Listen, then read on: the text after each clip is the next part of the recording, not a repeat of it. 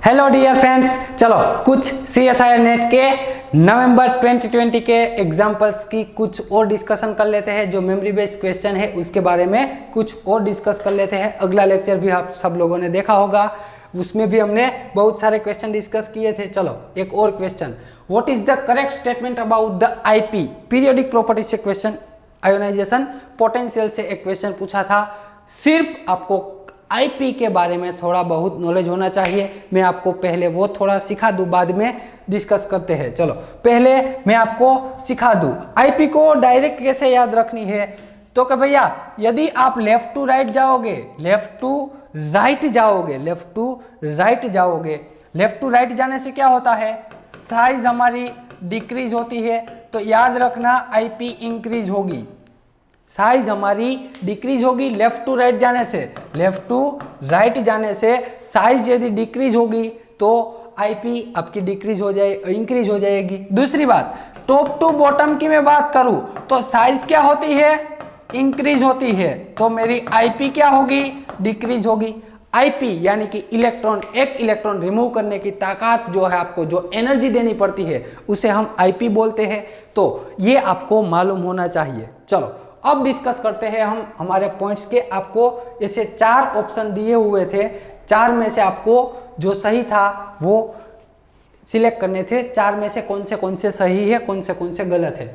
Indium I1, I2, I3 of indium is greater than aluminium. इन्होंने पहला statement दिया हुआ है इंडियम की IP एल्यूमिनियम से ज्यादा है। क्या यस और नो, चेक करते हैं ना। इंडियम कौन सा है भैया, तो कि बोरॉन फैमिली का है। बोरॉन, एल्यूमिनियम, गैलियम और इंडियम।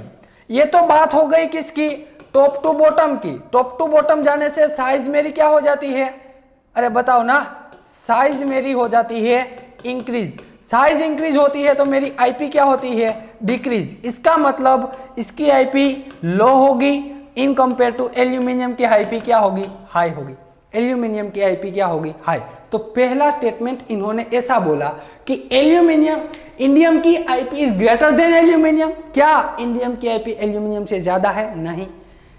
एल्यूमिनियम की IP ज्यादा है तो पहला स्टेटमेंट तो हमारा हो गया गलत, यानी कि पहला स्टेटमेंट गलत था। दूसरी बात करते हैं, IP of SC scandium is greater than that of cobalt. Cobalt की IP से क्या SC की IP ज्यादा है, चेक करते हैं ना। क्या ये बात किसकी हो रही है, चलो इसको अब मैं जाने दूं। अब बात हो रही है D ब्लॉक 3D एलिमेंट्स की। तो 3D एलिमेंट में यहाँ पे SC 21 number, cobalt 27 number.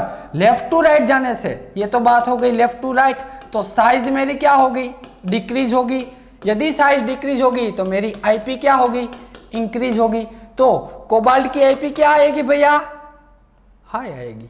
SC की IP लो आएगी। तो इन्होंने क्या क्वेश्चन दिया था, चलो ऐसे ही सॉल्व करना था, बहुत इजी क्वेश्चन था, कुछ कॉम्प्लिकेटेड नहीं था। IP of SC is greater than that of cobalt, नहीं। क्या SC की IP कोबाल्ट से ज्यादा है, नहीं भैया, कोबाल्ट की IP ज्यादा है। तो ये स्टेटमेंट भी गलत हो गया।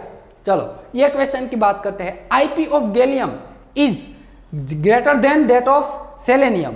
क्या गैलियम की IP सेलेनियम से ज्यादा है, चलो इसकी भी बात कर लेते हैं ना। गैलियम और सेलेनियम की सिर्फ कंपैरिजन करना था, सिर्फ और सिर्फ कंपैरिजन कैसे करना है।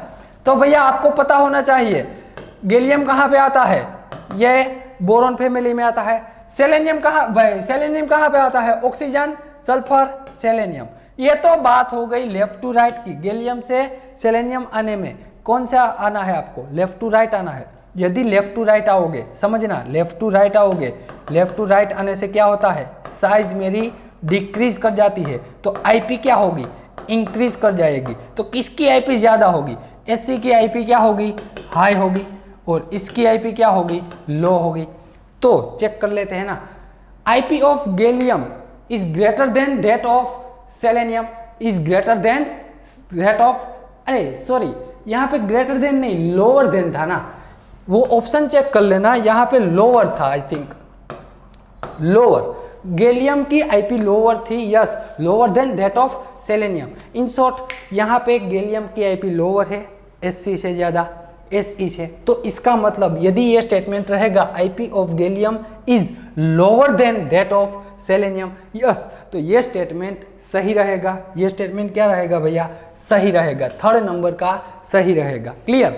फिर बात करते हैं हमारे फोर्थ ऑप्शन के बारे में। फोर्थ ऑप्शन क्या दिया हुआ? IP of nitrogen is, IP of nitrogen is greater than that of oxygen. क्या नाइट्रोजन की आईपी ऑक्सीजन से ज्यादा है? उसके लिए आपको क्या चेक करना पड़ेगा, समझना। उसके लिए आपको डायरेक्ट यहां से आपने ये ट्रिक लगाई, लेफ्ट टू राइट जाने से क्या होता है? साइज डिक्रीज होती है तो आईपी ज़्यादा होती है, तो ऑक्सीजन की आईपी हाई मिलेगी इन कंपेयर टू नाइट्रोजन। लेकिन यहाँ पे ऐसा नहीं है। आईपी के कॉन्सेप्ट में मैंने आपको एक बात सिखाई थी, क्या?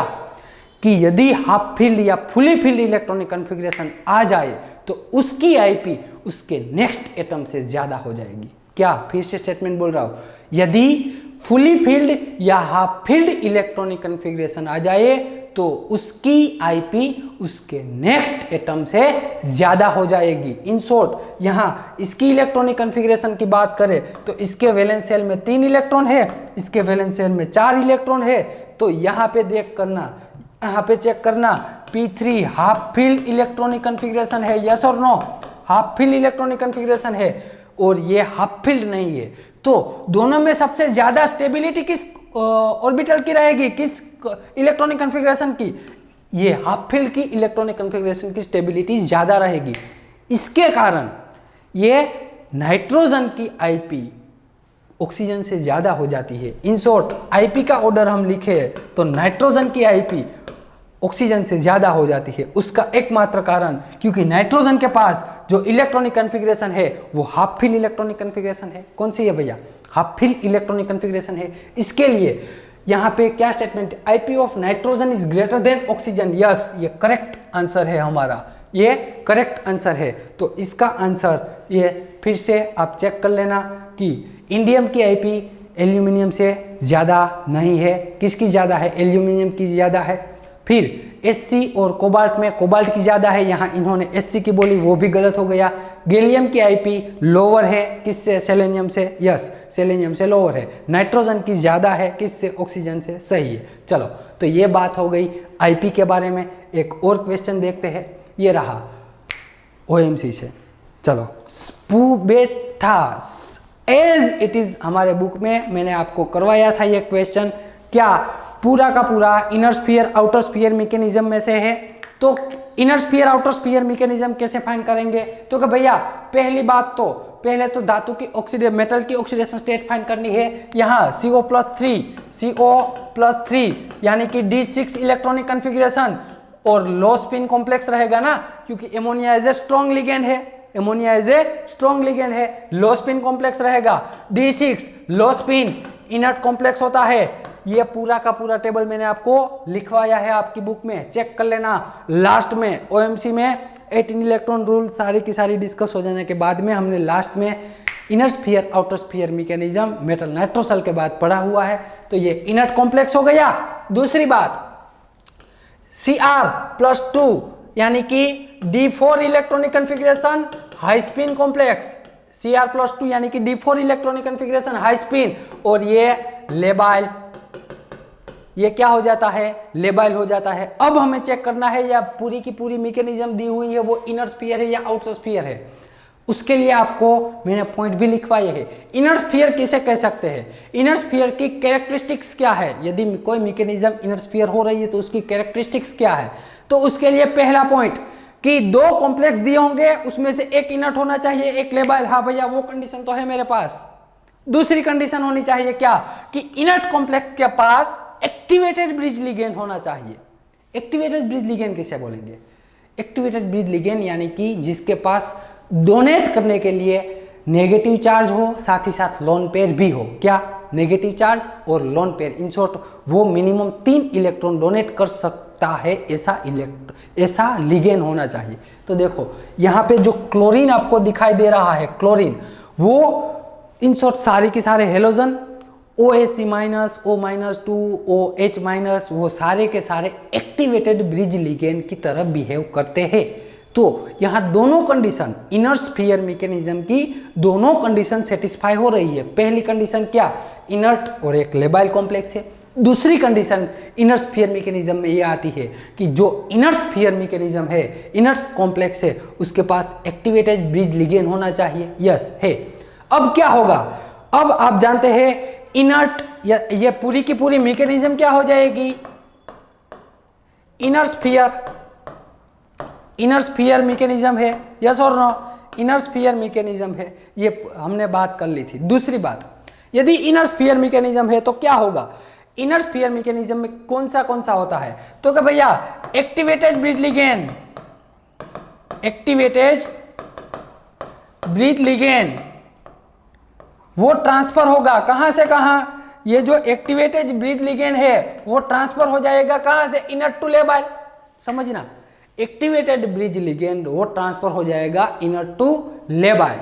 दूसरी बात क्या होती है, दूसरी बात ये जो इलेक्ट्रॉन ट्रांसफर होगा वो लेबाइल टू इनर्ट होगा। दोनों उल्टी प्रोसेस है, दोनों की दोनों उल्टी प्रोसेस है इनर स्फीयर मैकेनिज्म में। कौन सी, पहली बात, इनर्ट कॉम्प्लेक्स से activated bridge complex bridge ligand चला जाता है लेबाइल कॉम्प्लेक्स में, लेबाइल में से इलेक्ट्रॉन ट्रांसफर होकर आता है किसमें, इनर्ट कॉम्प्लेक्स में। चलो ये बात तो हो गई।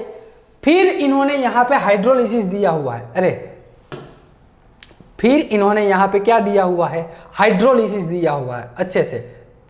चलो इसको अब मैं जाने दूं, इसको जाने देता हूं। ये inner sphere activated bridge ligand hydrolysis दिया हुआ है, तो ये बात तो तय है भैया क्या, कि यहां से एक्टिवेटेड ब्रिज लिगेंड इधर चला आएगा। यस, चलो एक्टिवेटेड ब्रिज लिगेंड इधर आ गया, तो यहां ऑलरेडी कोऑर्डिनेशन नंबर 6 है, तो क्या होगा, एक H2O ऑटोमेटिकली रिमूव हो जाएगा, एक H2O रिमूव हो जाएगा। पूरी मैकेनिज्म लिखने की जरूरत नहीं है, आप समझ जाओगे। H2O रिमूव हो गया, +2 चेक कीजिएगा, चेक कीजिएगा यहाँ पे H2O या कॉम्प्लेक्स तो ऑक्टाहाइड्रल ही रहने वाला है, वो बात तय है। तो H2O रिमूव हो गया, उसकी जगह एक क्लोरीन आ गया, तो क्या हुआ, Cr, यहाँ पे Cr की ऑक्सीडेशन स्टेट क्या है, +2, Cr is in +2 oxidation state. यहां पे क्या हो गई, Cr is in +3 oxidation state हो गई। चेक करो, इन शॉर्ट ये कॉम्प्लेक्स का क्या हो गया, ऑक्सीडेशन हो गया। इन्होंने एक इलेक्ट्रॉन घुमा दिया, वो इलेक्ट्रॉन किसे दे दिया, कोबाल्ट को दे दिया। तो यहां पे क्या हो जाएगा, CO इज इन +2 ऑक्सीडेशन में, यहां पे +2 है, वो +2, क्लोरीन को बाहर निकालो। इन शॉर्ट यहाँ पे CO+3 फॉर्म में था, लेकिन उसमें से हो जाएगा CO+2। दूसरी बात, इन्होंने साथ में हाइड्रोलिसिस का स्टेप दिया हुआ है। इन्होंने क्या दिया हुआ है, हाइड्रोलिसिस का स्टेप, और वो भी कितने हैं, वो भी कितने हैं भैया, यहाँ पे 5 टाइम ऑफ H2O। यहाँ पे आपको एक साथ में दिया ही था कि 5 time of H2O, 5 time of H2O, तो 5 एमोनिया का रिप्लेसमेंट हाइड्रोलिसिस हो जाएगा एमोनिया का। यहाँ पे H2O 5 टाइम, और यहाँ से एक H2O रिमूव हुआ वो, और इसकी ऑक्सीडेशन स्टेट हो जाएगी +2। इन शॉर्ट 100 बात की एक बात, आपका फाइनल आंसर था ये। इन्होंने पूछा ही वही था। इन्होंने पूछ क्या लिया था, इन्होंने यहाँ पे और यहाँ पे लिख देना 5 time of NO3, 5 time of NH3। इन्होंने फाइनल प्रोडक्ट पूछी थी, inner sphere outer sphere mechanism तो ठीक है, लेकिन इन्होंने हाइड्रोलिसिस हो जाने के बाद आपको फाइनल प्रोडक्ट पूछी थी। तो कैसे निकालना है, तो पहले तो आपको पता होना चाहिए कि इनर स्फीयर मैकेनिज्म है। इनर स्फीयर में क्या होगा, तो कि एक्टिवेटेड ब्रिज लिगेंड ट्रांसफर होकर चला जाएगा लेबाइल कॉम्प्लेक्स में इनर्ट में से, और लिगेंड तो चला जाएगा इनर्ट में से लेबाइल में, लेकिन लेबाइल में से इलेक्ट्रॉन ट्रांसफर होकर चला आएगा किसमें, इनर्ट कॉम्प्लेक्स में। तो यहाँ इसकी ऑक्सीडेशन स्टेट प्लस कितनी है, 2। यहाँ से एक इलेक्ट्रॉन चला जाए तो इसकी ऑक्सीडेशन स्टेट क्या हो जाएगी, इंक्रीज, यानी कि क्रोमियम की ऑक्सीडेशन स्टेट इंक्रीज हो गई। कोबाल्ट की ऑक्सीडेशन स्टेट यहाँ पे +3 थी ना, एक इलेक्ट्रॉन लेबाइल से इनर्ट में चला गया तो इसकी ऑक्सीडेशन स्टेट +2 हो गई। क्लियर, यस और नो। चलो, तो ये आपका फाइनल आंसर था। 4 मार्क्स का क्वेश्चन था, इजी था, कुछ डिफिकल्ट था नहीं। चलो नेक्स्ट क्वेश्चन की ओर बढ़ते हैं। करेक्ट ऑर्डर ऑफ द आयर फ्रीक्वेंसी। अरे हमारी बुक का एक कॉपी टू कॉपी क्वेश्चन पूछ लिया है।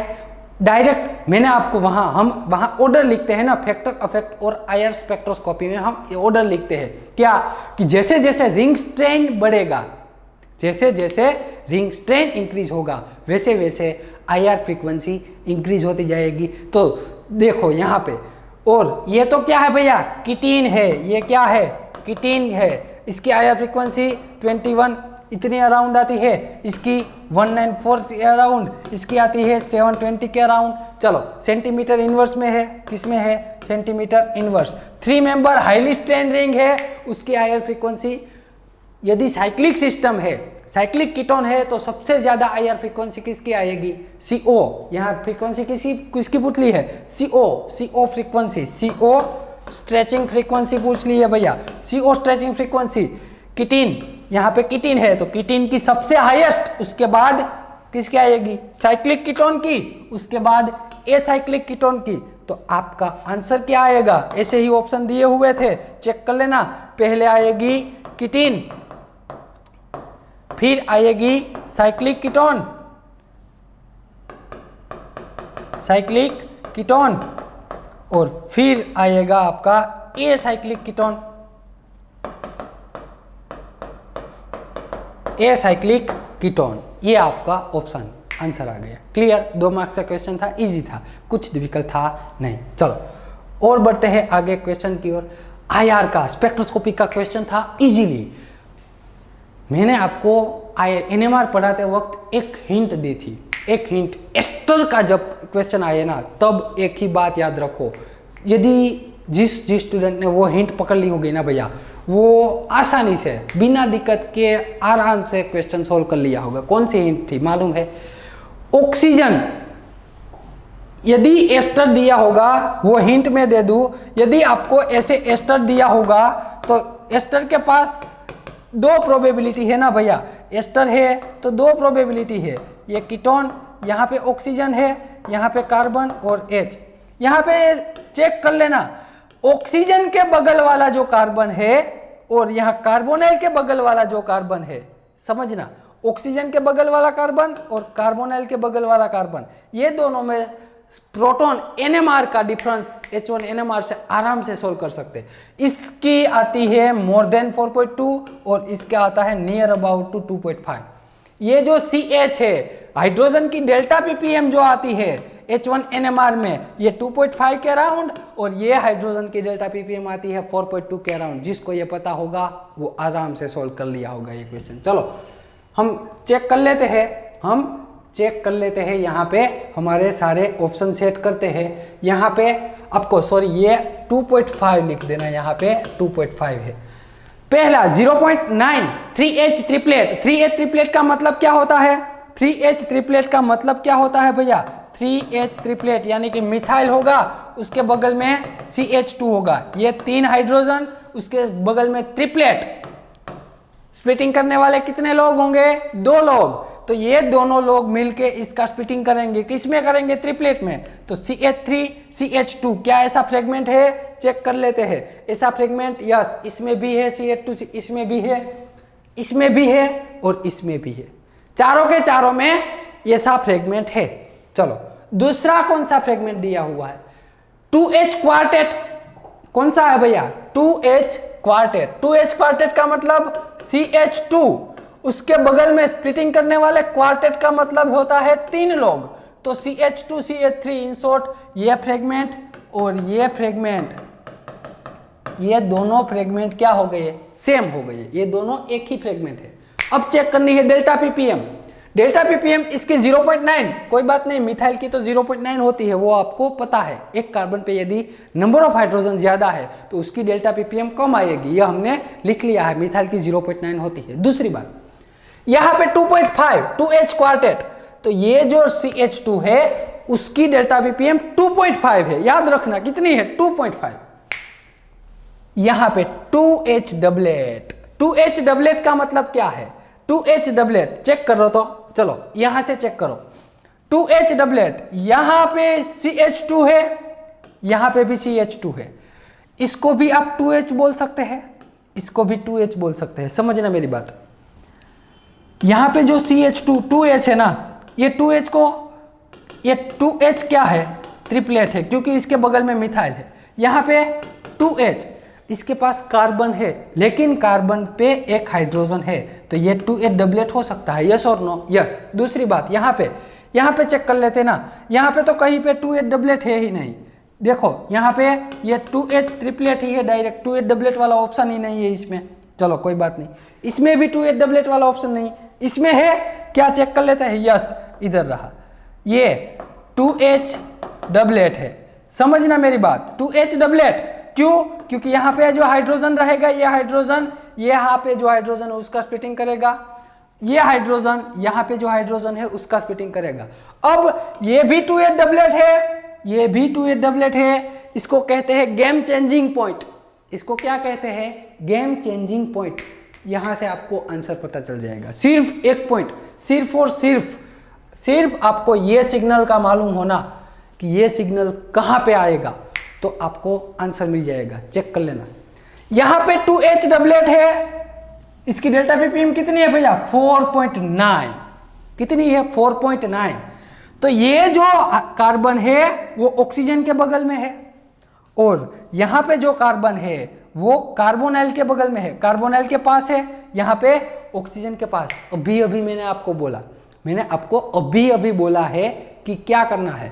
जब ऑक्सीजन के पास आ जाए तो उसकी डेल्टा पीपीएम 4.2 से ज्यादा होती है, उसकी डेल्टा पीपीएम 4.2 से ज्यादा। इन शॉर्ट आपका सही आंसर ये रहा,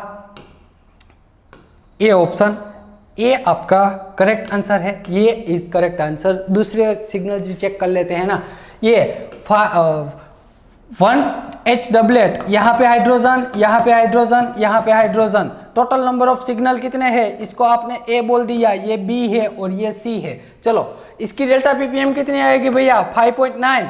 1H मल्टीपल, क्यों 1H मल्टीपल? क्योंकि ये वाला हाइड्रोजन है उसका स्प्लिटिंग कौन कौन करेगा?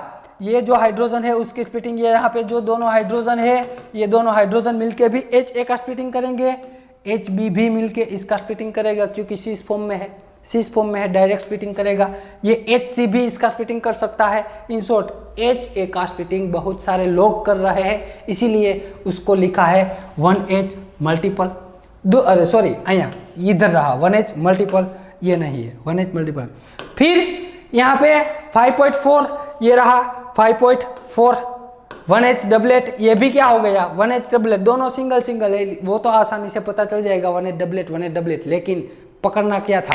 ये वाला सिग्नल, ये जो हाइड्रोजन है ना, ये दोनों हाइड्रोजन है ना, 2H डबलेट, वो चेंजिंग पॉइंट था। वो हमने जब एस्टर के बहुत सारे एग्जाम्पल देखे थे एनएमआर में, तब मैंने आपको वहां पे भी बताया था कि एनएमआर में यदि एस्टर से क्वेश्चन आ जाए तो एस्टर का आप आंसर कैसे निकालोगे? सिर्फ एक ही पॉइंट, कौन सा पॉइंट? यदि ऑक्सीजन के बगल वाला है तो उसकी डेल्टा पीपीएम 3.8 से 4 से ऊपर होगी, और यदि कार्बोनाइल के बगल में है तो उसकी डेल्टा पीपीएम 2.5 के आसपास होगी। तो ये रहा, कार्बोनाइल के बगल में 2H है तो उसकी डेल्टा पीपीएम 2.5 के आसपास है, ऑक्सीजन के आसपास है तो 4.9 है। चलो, तो हमारा करेक्ट आंसर यह आएगा जिसमें क्या है? बाहर की तरफ डबल बॉन्ड है। डबल बॉन्ड कहाँ पे है भैया? बाहर की तरफ है।